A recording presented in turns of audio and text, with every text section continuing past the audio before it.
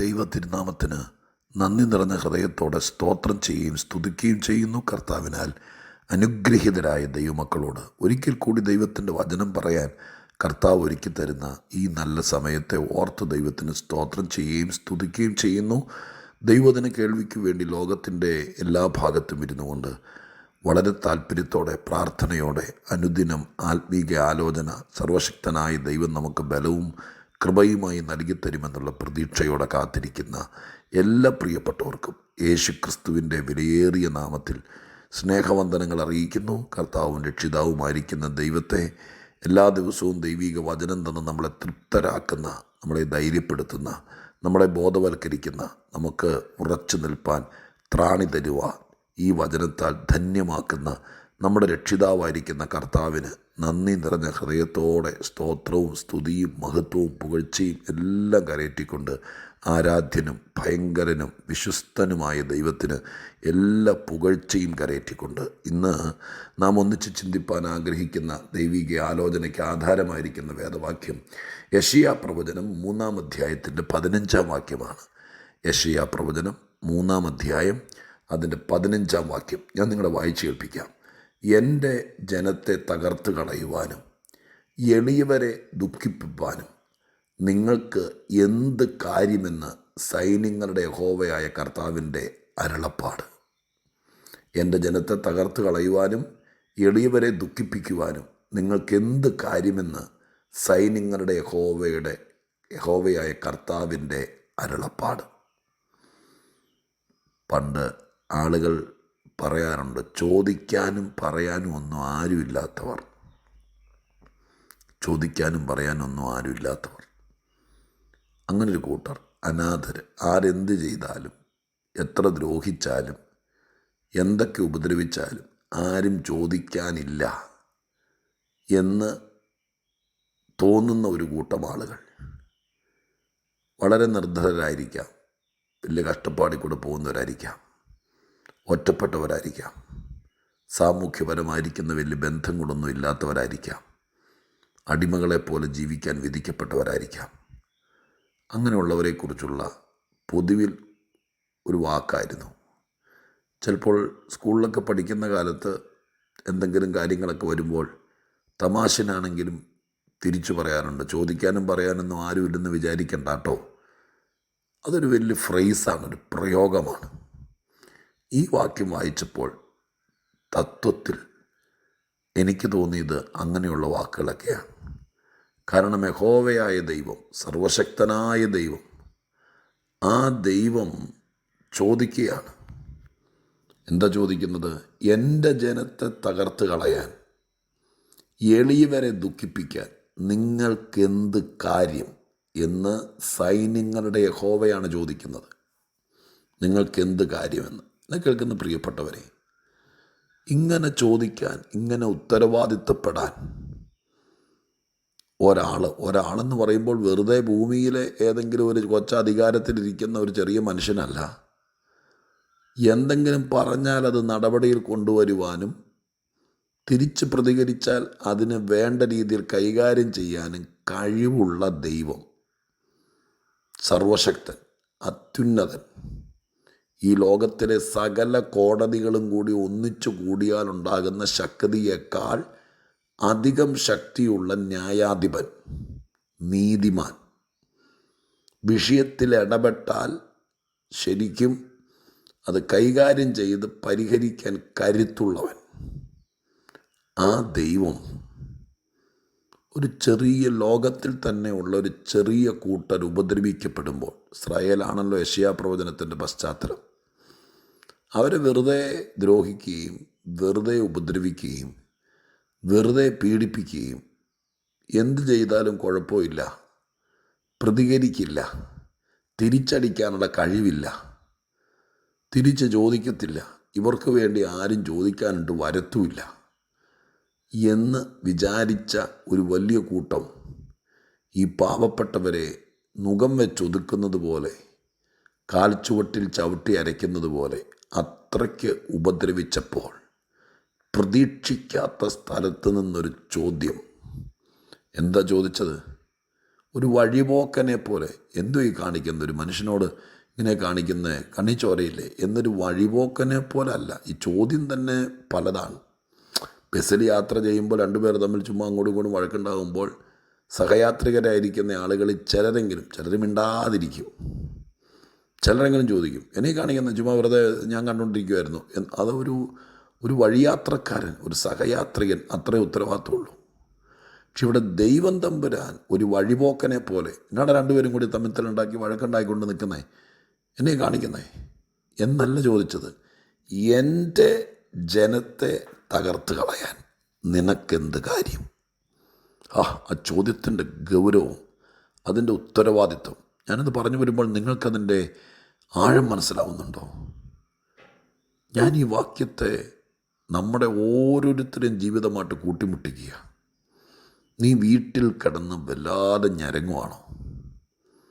ചിലപ്പോഴൊക്കെ ചില ആളുകളോട് പറയാറുണ്ട്, ചില ആളുകൾ അറിവുകേട് കൊണ്ടാണോ ധാർഷ്ട്യം കൊണ്ടാണോ അഹങ്കാരം കൊണ്ടാണോ എന്നറിയില്ല, നിന്നെ കൊന്നു കളഞ്ഞാലും ചോദിക്കാനൊന്നും ആരും വരില്ലെന്ന് എനിക്കറിയാം. നിന്നെ കണ്ടിച്ച് തോട്ടിൽ കൂടെ ഒഴുക്കി വിട്ടാൽ, ഞാൻ കേട്ടിട്ടുണ്ട് അങ്ങനത്തെ ഡയലോഗൊക്കെ. ഞാൻ ഒരുപാട് പേരുടെ പ്രശ്നങ്ങൾ ഇടപെടുകയും അതൊക്കെ തീരട്ടെ എന്നോർത്ത് കൈകാര്യം ചെയ്യുകയൊക്കെ ചെയ്തിട്ടുള്ള ഒരാളല്ലേ. ഇപ്പം ചില ആളുകൾ നമ്മുടെയൊക്കെ മുമ്പിൽ വെച്ച് തന്നെ പറയുന്നുണ്ട്, ഒന്നും ചെയ്യാനില്ല, ആരും ചോദിക്കാൻ വരികയില്ല, ഒറ്റയടിക്ക് നിന്നെ കൊന്നാൽ ആര് ചോദിക്കും നീ പറയുന്നേ? പാവായിരിക്കാം, അപ്പൻ മരിച്ചു പോയ, ചിലപ്പോൾ ചോദിക്കാൻ ആരുമില്ലാത്ത ഒരു പാവപ്പെട്ട വീട്ടിൽ നിന്ന് വന്ന ഒരാളായിരിക്കാം. അപ്പുറത്ത് നിന്ന് ചോദിച്ച പുള്ളി വലിയ തണ്ടും തടിയും മീശയൊക്കെ ഉള്ള വലിയ പുള്ളിയായിരിക്കാം. കൂടെ നിൽക്കാൻ ആളുള്ളവരും രാഷ്ട്രീയ പിടിപാടുള്ളവരും കൈക്കരുത്തും കാശുള്ളവരായിരിക്കാം. ഇതുങ്ങൾ ഇപ്പുറം നിൽക്കുന്നത് പാവായിരിക്കാം. ഞാൻ കണ്ടിട്ടുണ്ട്, ഞാൻ കേട്ടിട്ടുണ്ട്. അങ്ങനെയുള്ള ആളുകൾക്ക് വേണ്ടിയിട്ട് ഈ ദൈവം ചോദിക്കുക എന്നൊന്ന് നിങ്ങൾ മനസ്സിൽ കണ്ടേ. ആരും പ്രതീക്ഷിക്കാത്ത സമയത്ത് ചില നോവലിൻ്റെയൊക്കെ ക്ലൈമാക്സ് പോലെ ഒട്ടും പ്രതീക്ഷിക്കാത്തിടത്ത് നിന്ന് ഭയങ്കര അധികാരമുള്ളവൻ എൻ്റെ ജനത്തെ തകർത്ത് കളയാൻ നിനക്കെന്ത് കാര്യം? നിനക്കെന്ത് കാര്യം? ആ ചോദ്യത്തിൻ്റെ ഗൗരവം എന്നെ ഭയങ്കരമായിട്ട് ചങ്കിക്കൊണ്ടെന്ന് പറയാം. എനിക്ക് വേണ്ടി, നിങ്ങൾക്ക് വേണ്ടി നിങ്ങൾ ജോലിസ്ഥലത്ത് ഉപദ്രവിക്കപ്പെടുവാണോ? കുഞ്ഞുങ്ങളെ വളർത്തണം, ലോൺ അടയ്ക്കണം, കാര്യങ്ങൾ നടക്കണം. ഒരുപാട് പേരുടെ ഉത്തരവാദിത്വം തോളിൽ കിടക്കുന്നതുകൊണ്ട് തിരിച്ചെന്തെങ്കിലും പറഞ്ഞാൽ കസേര തെറിക്കുകയോ നമ്മളെ പിന്നെയും പീഡിപ്പിക്കുകയോ ഉപദ്രവിക്കുകയോ എന്നുള്ള പേടി കൊണ്ട് കണ്ണുരൊട്ടി കാണിച്ചാലും കാലുമടക്കി തൊഴിക്കാൻ വന്നാലും അട്ടഹസിച്ചാലും എല്ലാവരും കൂടി ചേർന്ന് പരിഹസിച്ചാലും ഒന്നും മിണ്ടാതെ കണ്ണ് നിറഞ്ഞത് അവർ കാണാതെ മാറി നിന്ന് തുടച്ച് വേദനപ്പെട്ട് എനിക്ക് വേണ്ടി ആരുമില്ലല്ലോ. ചിലരൊക്കെ എന്നോട് പറഞ്ഞിട്ടുണ്ട്, എൻ്റെ ഡാഡി ഉണ്ടായിരുന്നെങ്കിൽ, ഇന്നാരുണ്ടായിരുന്നെങ്കിൽ. ഇന്നവരാരുമില്ല. ആരുമില്ലാത്തതുകൊണ്ട് ആർക്കും എന്തും ചെയ്യാം എന്ന് നിന്നെക്കുറിച്ച് എന്നെക്കുറിച്ച് ആരെങ്കിലും വിചാരിച്ചാൽ ഈ വാക്യം നമ്മളോട് പറയുന്നു, അതവരുടെ വ്യാമോഹമാണ്.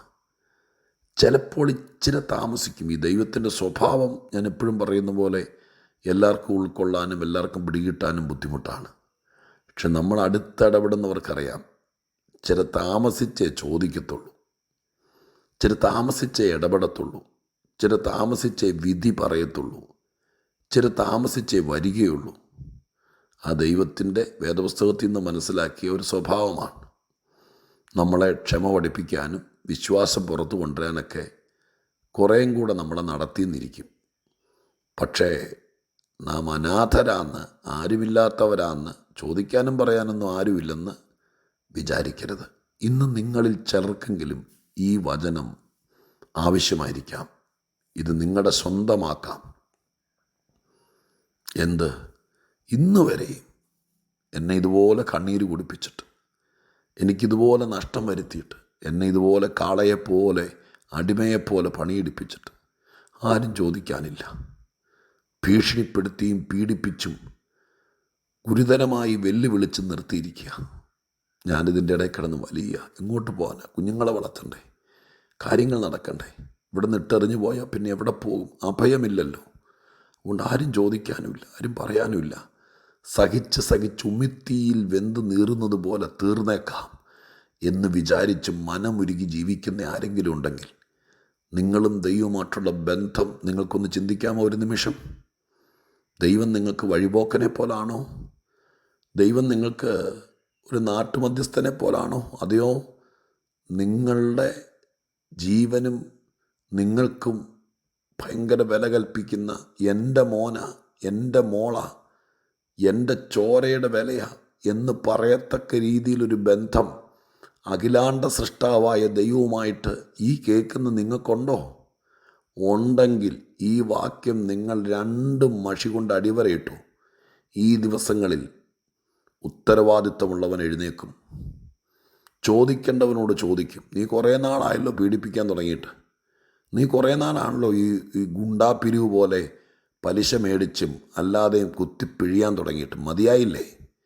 എൻ്റെ മകളെ, എൻ്റെ മകനെ, എൻ്റെ കുടുംബത്തെ, എൻ്റെ ജനത്തെ, എൻ്റെ മക്കളെ പീഡിപ്പിക്കാൻ, തകർത്ത് കളയാൻ, ദുഃഖിപ്പിക്കാൻ, കരയിപ്പിക്കാൻ, അപമാനിക്കാൻ, നിന്ദിക്കാൻ, ചുരുട്ടിക്കൂട്ടാൻ നിനക്കെന്ത് കാര്യം എന്ന് ചോദിക്കുന്ന ഒരു കരുത്തനായ ദൈവം എഴുന്നേറ്റ് വരുന്നത് നിങ്ങളുടെ പുറം കണ്ണടച്ച് ഈ ദൂത് കേൾക്കുമ്പോൾ അകക്കണ്ണ് തുറന്ന് നിങ്ങളൊന്ന് തല ഉയർത്തി നോക്കിയേ.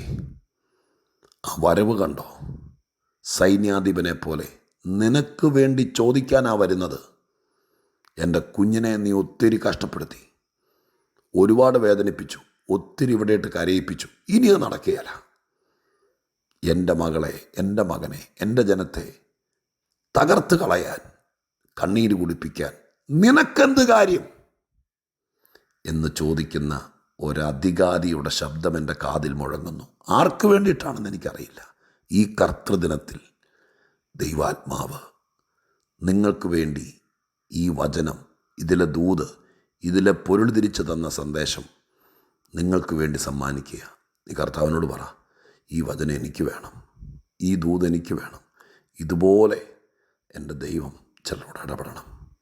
ഞാൻ മടുത്തപ്പ, ഒന്ന് ചോദിക്കണം. എനിക്ക് വേണ്ടി ചോദിക്കാൻ ആരുമില്ല. ഈ വചനം എടുത്തോ, ഈ ദൂതങ്ങ് എടുത്തോ. യെശയ്യാപ്രവചനം 3-ാം അധ്യായം 15-ാം വാക്യം വേറെ ആരുടെ അല്ല, എൻ്റെയാണെന്നും പറഞ്ഞ് അങ്ങ് സ്വീകരിച്ചോ. ബാക്കി ഈ ദിവസങ്ങളിൽ ദൈവം ചെയ്യും. പ്രാർത്ഥിക്കട്ടെ.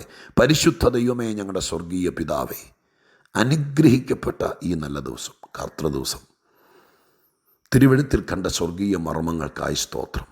നാഥ, ശാരീരിക രോഗങ്ങൾ, ചില രോഗാത്മാക്കൾ, ചില ദുഷ്ടശക്തികൾ, കണ്ണുകൊണ്ട് കാണാൻ കഴിയാത്ത ദുരാത്മാക്കൾ, മനുഷ്യൻ, അധികാരികൾ, ബന്ധുക്കൾ, ഇവരെല്ലാം ചിലരെ വല്ലാതെ കഷ്ടപ്പെടുത്തുന്നുണ്ട് കർത്താവേ. ആരും ചോദിക്കാനില്ലെന്നോർത്തങ്ങ് ചവിട്ടി മെതിക്കുന്നുണ്ട്. ഈ വാക്യം വിശ്വസിച്ച ജനത്തിന് വേണ്ടി അങ്ങ് എഴുന്നേക്കണം, അങ്ങ് ചോദിക്കണം.